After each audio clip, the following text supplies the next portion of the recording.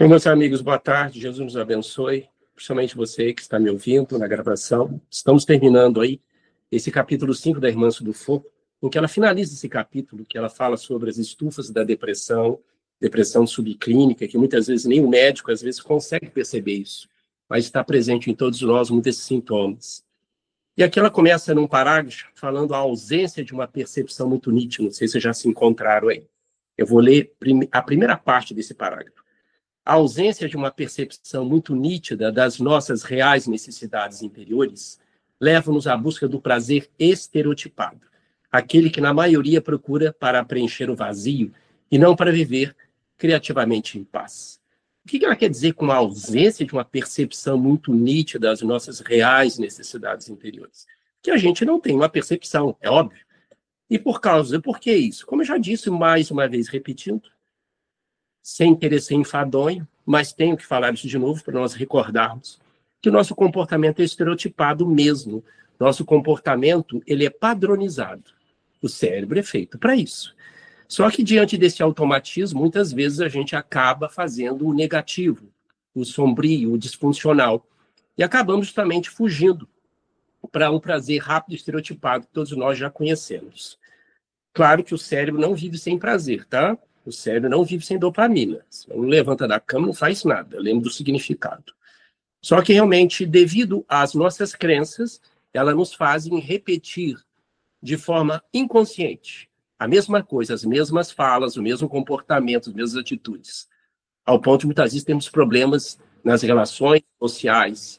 Se você grita, eu grito mais alto. Se um me fere, eu quero ferir ele. E assim por diante. Então, são reações que a gente vê no ambiente familiar, de trabalho, nas relações mais íntimas, nos nossos propósitos. Então, são repetições de comportamento. E nós não temos essa percepção muito nítida, porque não temos o hábito de fazer o que estamos fazendo aqui agora, eu e você.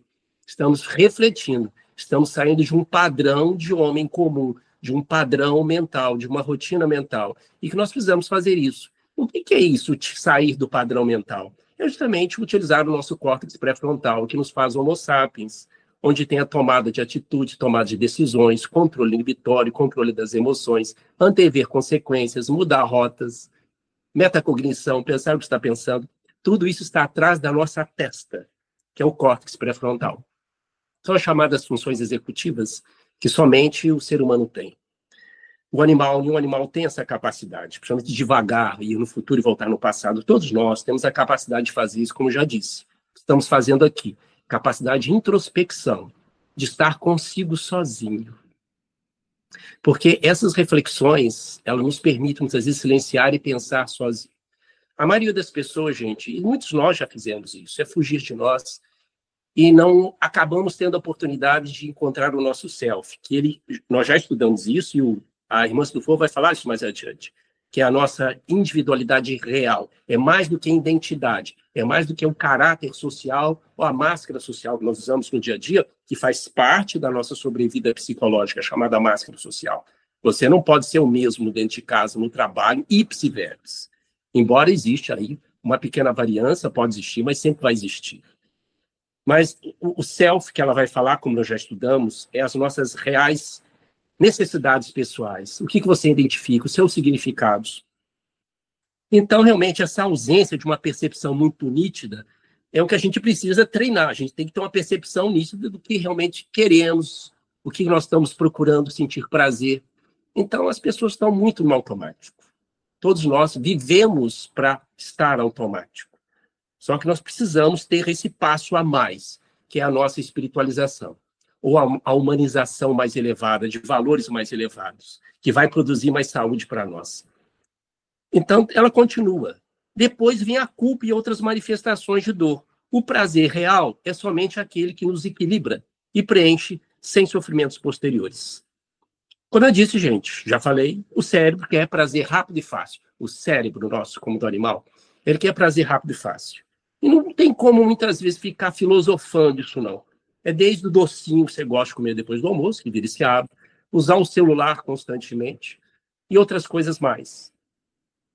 E quando o cérebro não encontra esse prazer do dia a dia, do significado que nós falamos e vamos falar de novo, aquilo que tem significado para a sua vida, que faz motivo para agir, de algo mais saudável, que propõe algo melhor na sua vida, você vai, ou nós vamos buscar coisas para preencher isso.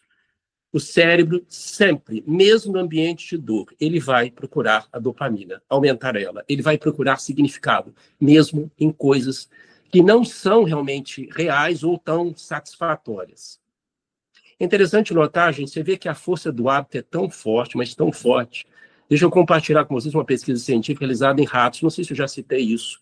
Muitas vezes nós continuamos realizando o hábito mesmo tirando o estímulo, ou mesmo sabendo que aquele estímulo é nocivo. Por um tempo, a gente continua com aquele hábito ainda. Você vê como é que o hábito ele é fortíssimo na nossa mente. Ele continua a existir, mesmo retirando o estímulo, mesmo sabendo que aquele estímulo é nocivo. Uma pesquisa rápida foi feita com ratos, alguém pode falar, mas isso é rato, cara, não foi feito com seres humanos. A gente pode dar vários exemplos que eu vou pegar aqui. Vocês vão talvez fazer essa conexão, link com o ser humano ou com a nossa vivência humana. Certa vez colocaram alguns ratos, ele tinha que fazer um percurso por um labirinto durante vários tempos. Ele fazia um percurso no labirinto até achar um chocolate e comer o chocolate. Depois de certo tempo, o rato fazia isso muito rápido, mas uma velocidade 10 vezes maior do que a primeira vez. Porque ele sabia que encontrar aquele prazer, quer dizer, ele tinha motivação para agir, motivo para agir, criou aquele hábito rápido de entrar para o labirinto. Depois de muito tempo fazendo isso, os organizadores colocaram justamente um chocolate com a substância nauseante e amargosa. Os ratos iam lá, comiam e depois voltavam.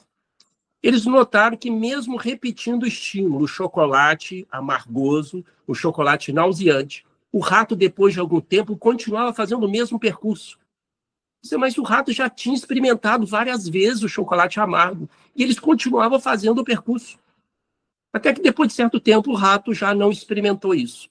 Mas só para vocês terem uma ideia, é que mesmo tirando o estímulo saudável, prazeroso, os ratos continuavam fazendo aquilo, mesmo sabendo que encontrar algo amargoso.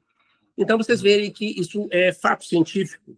Muitas vezes os hábitos são tão fortes que mesmo tirando o estímulo, a gente continua fazendo. O exemplo é aquela pessoa, dando um exemplo extremo, que sabe que o álcool faz mal, ele sabe que vai passar mal se usar álcool, ele sabe que vai passar mal se usar aquela droga alucinógena, mas ele continua usando. Porque o hábito é muito forte. Eu estou falando de um super hábito que eu vi. Mas existem outros exemplos nas nossas vidas que vocês podem dar aí, que a gente sabe o quanto que aquilo, a gente sabe que faz mal, mas a gente está naquele super hábito, naquele hábito constantemente. A gente sabe que o estímulo prazeroso já foi embora, que nem tem mais significado de fato para nós. Mas o hábito é igual uma cola. Colou, o cérebro vai até certo tempo. Pianto. Pode falar, Ângela. Eu estava vendo uma pessoa falando sobre exatamente isso, do córtex pré-frontal, da prescrição da neurociência, de mudar de hábito, de tantos dias você já começa a mudar de hábito, mas aí a pessoa falou o seguinte, que nem sempre é assim, porque por mais que a pessoa tente mudar de hábito, tem pessoas que não conseguem fazer isso.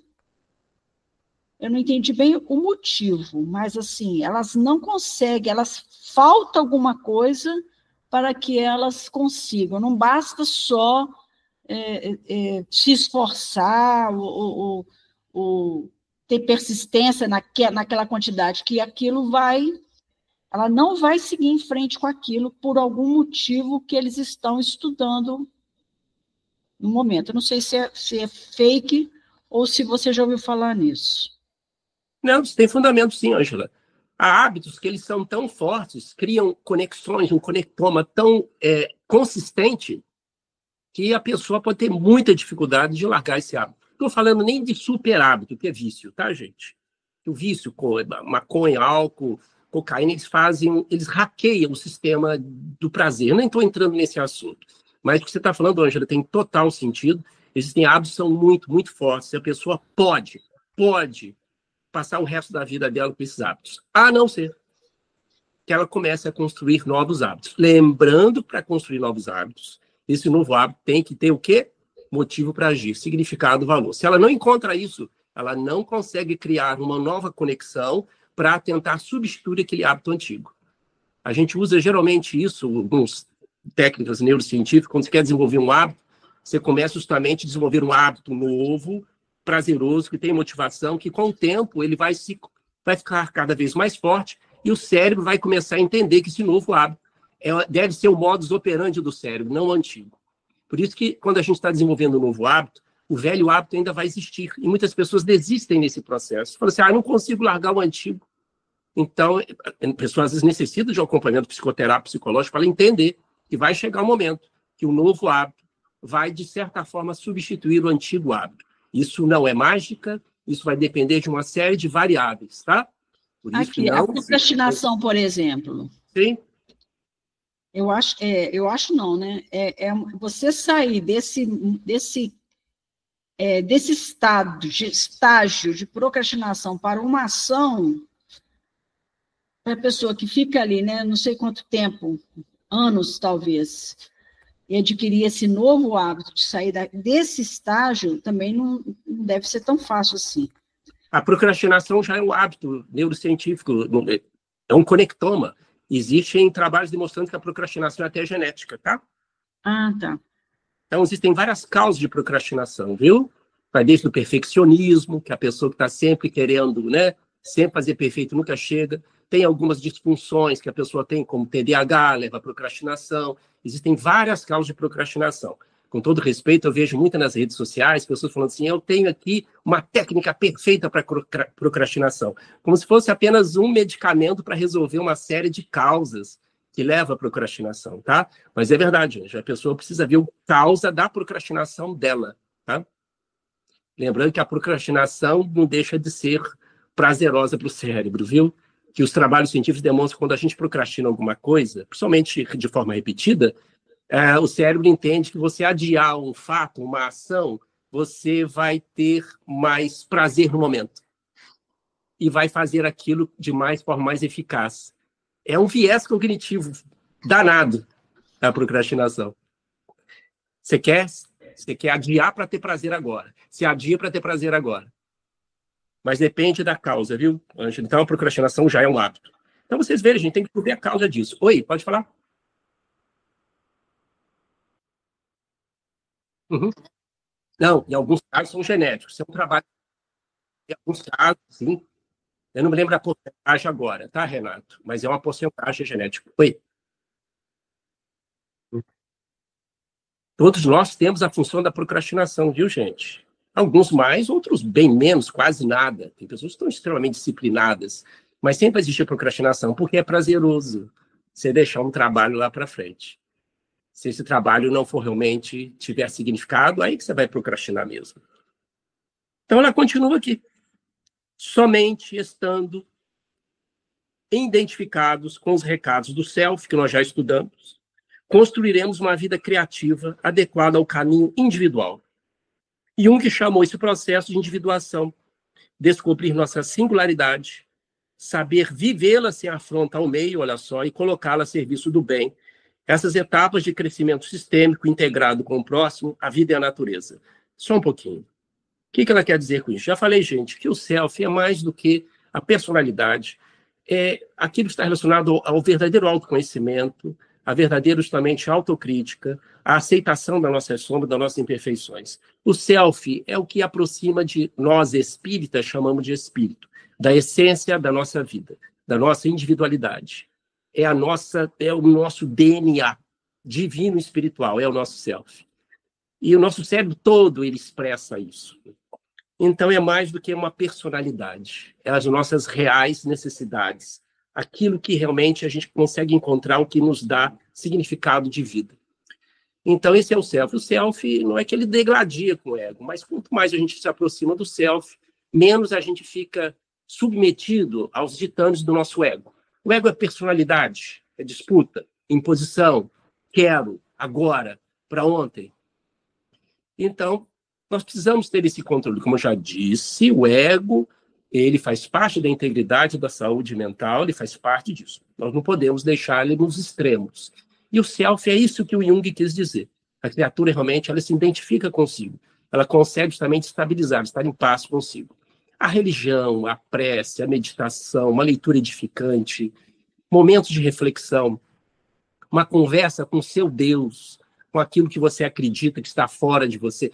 Quer dizer, isso tudo nos dá caminho para o self, né? É o significado que cada um encontra. Como eu disse, gente, o caminho para a espiritualização não necessariamente passa pelo viés religioso. O caminho de espiritualização ele é muito amplo, ele vai além das fronteiras da religião. Então, espiritualização vai além de uma questão simplesmente dogmática ou conceito de religião. É uma busca muito pessoal, muito silenciosa, muito isolada. É você, com a sua consciência, com as suas crenças. O que desperta a sua fé não desperta a minha. Então, devemos respeitar essa necessidade pessoal de cada um. Leva isso para você, que isso é muito interessante. Bom, ela vem dizendo que a pessoa é a capacidade de expressar sua singularidade. Mas olha aqui, ó, saber vivê-la se afronta ao meio.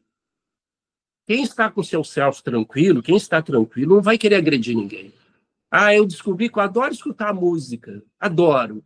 Escutar música alta. Mas você vai escutar música alta o dia inteiro, depois de 12 horas, depois de 21 horas, você vai prejudicar as pessoas. Estou dando apenas um exemplo chulo aqui, mas só para vocês entenderem. Eu posso expressar o que eu sou, fazer aquilo que realmente que eu tenho vontade, que está no meu interior, mas aquilo não deve prejudicar outra pessoa, nem que seja outro ser vivo. Isso ela está colocando bem claro aqui. Porque o self, gente, ele está mais ligado à divindade, à espiritualidade, a valores nobres, aceitando as nossas imperfeições. Ela continua aqui. E colocá-la a serviço do bem. Essas etapas de crescimento sistêmico integrado com o próximo, a vida e a natureza. E ela fala de novo da individuação.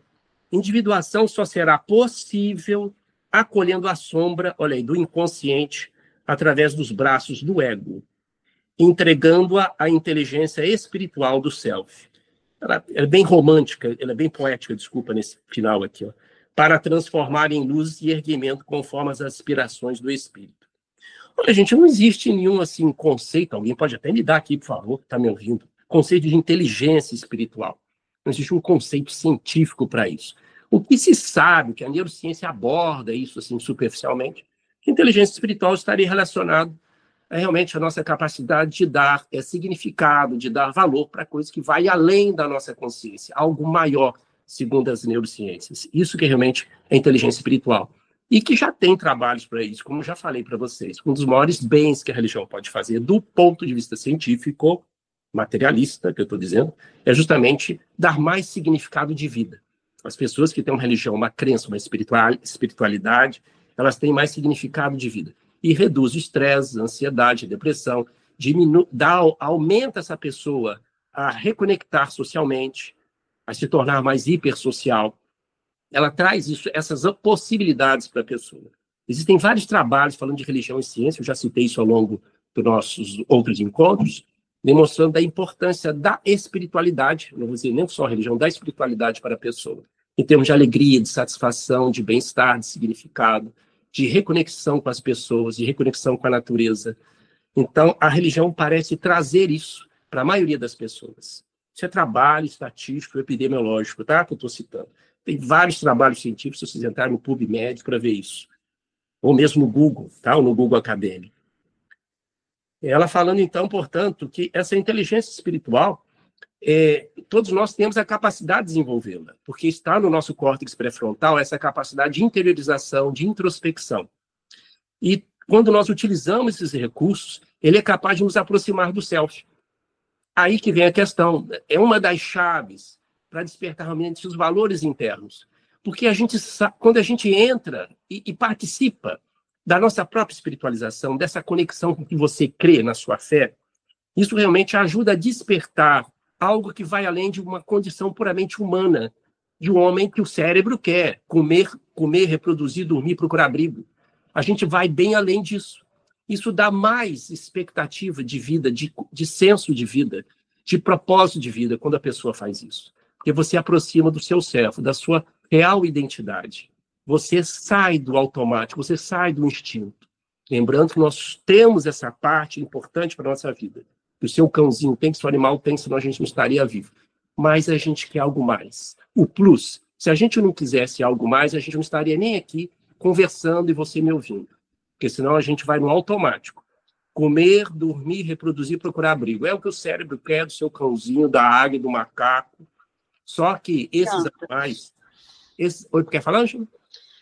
Se eu conseguir, né, por causa meus congelamentos aqui. E eu acho, né, se você está falando tudo isso aí, me vem muita palavra maturidade espiritual. E vejo também que nós estamos num mundo cheio de muitas distrações em todos os sentidos, não é só tecnológico, não. Então, tem muita coisa para a gente distrair e para poder buscar fora. Então, as pessoas estão sem sentido de vida porque tem muita coisa brilhante do lado de fora. E olhar para dentro da gente, como a gente está vendo aqui agora, né? A nossa sombra, as nossas dificuldades, os desafios, isso é muito cinza. Então, é mais fácil você viver distraído com as coisas de fora do que enfrentar o dentro, que só no estado de maturidade espiritual, de inteligência emocional, que você consegue. Então, eu vejo muitas pessoas jovens, por mais que a gente fale com elas falam assim, eu não tenho um sentido de vida, eu não vejo sentido nenhum na vida. Ah, mas a natureza, não importa a natureza. Ah, e não sei o que, não me importa. Eu sonhei tanta coisa bonita na minha vida e nada aconteceu. Então, quando a pessoa falou sonhar coisa bonita, é esse brilho externo, né? Então, a gente não tem nem palavras para poder orientar uma pessoa com esse olhar tão cinza. E aí eu, no meu caso, me sinto assim, até assim, impotente de poder fazer o quê? Não tenho o que fazer. Ângela, obrigado, você colocou muito bem. A neurociência do comportamento fala muito sobre isso. No mundo em que as pessoas estão sempre querendo distrair, não há tempo para refletir, não há tempo para ressignificar, que a distração não deixa, continua você no automático, na dopamina. Aí a dopamina, você nunca para refletir de fato o que tem significado para você, o que você deve refletir, o que você deve justamente atualizar. A gente chama de atualização de memória, ou atualização do seu processo de vida. Então, o excesso, justamente, de distração nos tira desse caminho. E o mundo está aí para isso mesmo. O Chico Xavier já falava isso no final da década de 70, 80, que ele tinha preocupação se ele reencarnasse naquela época, ele falando, né? Porque as distrações são muito grandes para o público jovem. E é desafiador mesmo ser jovem cada vez mais. É desafiador pelas facilidades muito grandes, que tem tudo para distrair você. Não só os jovens, mas também adultos. E lembrar que, mais uma vez, nós temos a função, todos nós, ajudar as pessoas a encontrarem o significado nas coisas mais simples. Mais uma vez, voltar para as coisas mais simples do dia a dia. Uma coisa que o budismo já falava, que o espiritismo também fala isso, que o evangelho fala isso. Nas coisas mais simples está o significado de vida ali. Porque quando você está sempre esperando algo muito grande para ter significado de vida, o cérebro está sempre procurando muita dopamina. E chega um ponto que o cérebro não aguenta. Muita dopamina, ele vai reduzir. Por mais que você queira aumentar, ele vai reduzir. Então, para sentir prazer, você tem que ter algo muito prazeroso. E esquece justamente do atual, do hoje, do agora. O budismo fala uma coisa muito interessante, que o espiritismo, entre linhas, também fala, que o hoje ele não tem filtro, não tem edição. O hoje, é viver hoje. E quando a gente pensa muito no futuro, a gente está sempre idealizando as coisas. Então, realmente, dar significado para o hoje, esse hoje sem filtro, sem edição, que é realmente um dos pontos da felicidade, que nós vamos falar mais daqui a pouquinho. Bom, ela continua terminando o capítulo. Ela até faz uma citação do Livro dos Espíritos, em que Allan Kardec pergunta aos espíritos sobre a felicidade. Para quem não conhece o Livro dos Espíritos, gente, vale a pena ler, que é um livro sobre filosofia, teologia, ciência. Apesar de o livro ser publicado no século XIX, Allan Kardec foi muito feliz com as perguntas, porque ele é muito profundo do ponto de vista filosófico. Tá? Para quem quiser conhecer, um livro de perguntas e respostas, mais de 1000 perguntas, em que Kardec faz um suposto chamado Espírito da Verdade, um grupo de espíritos que ajuda. E são respostas que nos fazem refletir muito. Vale a pena você que está me ouvindo conhecer o Livro dos Espíritos. Mas ela continua aqui. Depressão, condição mental da alma que começa a resgatar o encontro com a verdade sobre si mesma depois de milênios nos labirintos da ilusão. É o retorno do filho pródigo, como nós já comentamos. Aí Kardec, na questão 922 do Livro dos Espíritos, ele faz essa pergunta ao Espírito da Verdade. A felicidade terrestre é relativa à posição de cada um. Kardec falando. O que basta para a felicidade de um constitui a desgraça do outro. Haverá, contudo, alguma soma de felicidade comum a todos os homens?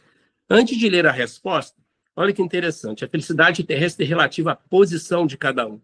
A gente poderia colocar aqui posição, trocar mais uma vez a palavra significado. Então, gente, o que tem significado para você não tem para mim e vice-versa. É uma coisa importante nesse contexto. Mas olha o que o Espírito da Verdade responde. Com relação à vida material, é a posse do necessário. Com relação à vida moral, a consciência tranquila e a fé no futuro. É uma resposta fantástica. A gente tem que ler isso aqui entre linhas, tá? Primeiro, nós temos que lembrar que, de fato, o que é necessário para você não é para mim e vice-versa, tá, gente? Por exemplo, peraí, cara, a gente estava falando de comida, casa, tudo bem. Mas, veja bem, eu posso ter casa, comida, etc., mas eu posso precisar de mais condições financeiras do que você para comprar os meus remédios. Eu não sobreviveria, porque eu tenho diabetes, pressão, aí eu preciso de oxigênio, eu preciso de uma cama hospitalar. O que é necessário para mim não é para você. Para mim é necessário sobrevida ter isso. Ah, Carlos, mas não é isso, ele está falando de doença. Tá bom, então vamos dizer que um jatinho para mim é luxo, mas para um governador, um presidente, não é. Ele tem que estar em vários locais rápidos. Eu estou querendo pontuar para você, gente, o que é necessário para você não é para mim. A gente precisa rediscutir isso. Eu estou falando aqui com os pés no chão, entre linhas. A necessidade vai depender da função que cada um tem, ou das necessidades de fato, de sobrevida que cada um tem. Claro que ninguém aqui vive ou tem condições de ter saúde sem condições mentais, sociais e físicas. Sociais ter um teto para morar, água encanada, higiene, é óbvio, nós estamos falando disso, isso é o necessário. Nós já falamos aqui o problemaço que dá, nós já falamos da pobreza, da limitação financeira, da escassez, que ela esmaga o cérebro, ela adoece o cérebro, a pobreza. Nós já falamos sobre isso, não vou ficar repetindo, nós já falamos várias vezes. Então, esse necessário vai muito mais além do que ele está querendo dizer. Lembra que necessário para você não é para mim. E depois ele continua, o Espírito da Verdade, com relação à vida moral. O que é a vida moral, gente? A vida psíquica, a vida psicológica, a vida ética, de comportamento. É isso que ele se refere aqui. Ele fala que a consciência é tranquila e fé no futuro. Consciência tranquila, gente, não é apenas justamente deixar de fazer coisa errada. Não é isso. Ele está querendo dizer muito mais do que realmente é a consciência tranquila. Consciência tranquila é quando você está alinhado, os seus sentimentos, emoções com aquilo que você faz. Tem significado para você. Aquilo tem valor. Aquilo tem motivo para agir. Uma pessoa pode estar parada em casa sem fazer nada e fazer automaticamente o seu trabalho. Acabou. Aí você fala, eu não estou fazendo nada de errado, mas não está legal. Minha mente não está boa. Mas eu não faço nada de errado. Mas por que a vida está ruim? Eu não sei. Vocês estão entendendo o que eu estou querendo dizer? A consciência tranquila não é a ausência de fazer coisas erradas. Isso é importante. Está dentro da lei, fazer coisas certas, para ter consciência tranquila. Mas vai além do que isso. Lembra? É o plus, é o além. Tem que estar alinhado. Como eu já disse, gente, sem significado, sem valor, sem motivo para agir, fica muito difícil a pessoa ir adiante. Sem dopamina, você não levanta da cama. Parece uma conversa muito organicista, mas o nosso grupo é neurociência e espiritualidade. A gente tem que falar disso para que a gente possa amarrar o que a gente está querendo transmitir aqui. E o que o Espírito da Verdade estava querendo falar. Nós estamos ampliando o que ele estava querendo dizer. Essa consciência tranquila é o significado de vida. Oi, pode falar. É o significado, é o motivo, é o valor. Né? O que é consciência tranquila para você? Então, a gente está discutindo isso daqui. E fé no futuro. É uma coisa importante. Claro, você sabe que amanhã você vai estar bem. Mas nós não podemos sair justamente dos pés no chão do agora. Porque uma pessoa pode ter fé no futuro e jogar toda a sua esperança para o futuro e esquecer do presente. Então, assim, ele foi muito didático, o Espírito da Verdade, responder Kardec. Mas estamos aqui ampliando e discutindo o que ele está querendo dizer, tá? Então, somente fé no futuro não é o suficiente para alguém ter, de fato, felicidade no momento. Eu gostaria que vocês depois fizessem pesquisa. Existe um trabalho realizado em Harvard, que começou em 1938. Para quem quiser pesquisar, isso está no Google, no YouTube, para quem quiser pesquisar. É uma das maiores pesquisas e mais longas pesquisas em neurociências sociais. É realizado por um grupo de pesquisadores em Harvard, que chama, o nome desse estudo chama Estudo do Desenvolvimento Adulto de Harvard. Estudo do Desenvolvimento Adulto de Harvard. Mais de 700 pessoas, ao longo de décadas, acompanharam essas pessoas, demonstrando o que fazia elas felizes ao longo do tempo. Eu não me lembro detalhes da conclusão da pesquisa, tem alguns pontos-chave, mas o principal era esse. O que fazia as pessoas felizes era justamente ter relação social de qualidade. Seja um familiar, um amigo. Elas podiam contar e ser apoiadas por eles.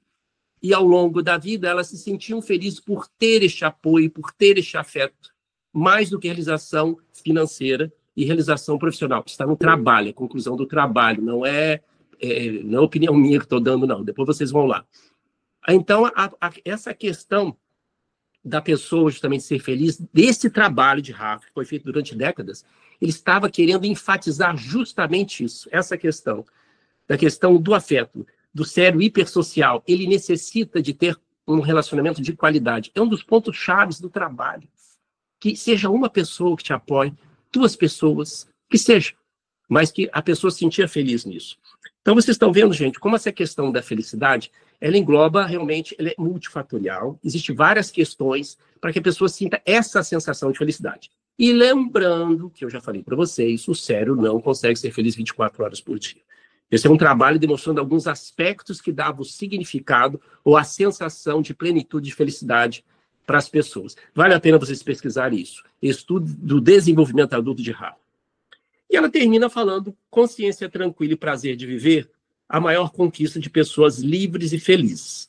Lembrando que o prazer de viver aqui começar nas coisas mais simples. A gente tem que saber desenvolver dopamina para as coisas mais simples. Desde cuidar da plantinha, desde limpar a casa, desde arrumar a sua gaveta de meias ou de roupas íntimas, e seja lá o que for. Porque, como eu disse, gente, quando a gente consegue produzir dopamina para as coisas simples, as coisas maiores ficam muito mais fáceis.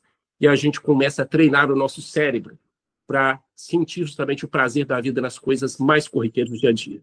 Interessante que as religiões antigas, como o Evangelho de Jesus, o Espiritismo e o próprio Budismo, já estavam citando coisas que a neurociência agora vem comprovar em animais e em seres humanos.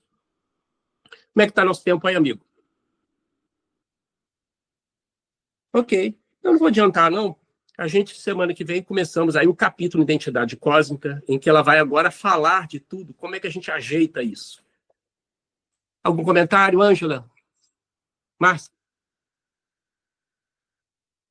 O cérebro, como eu já falei, é um órgão hipersocial, gente. O comportamento de banda é muito forte. Nós precisamos do outro.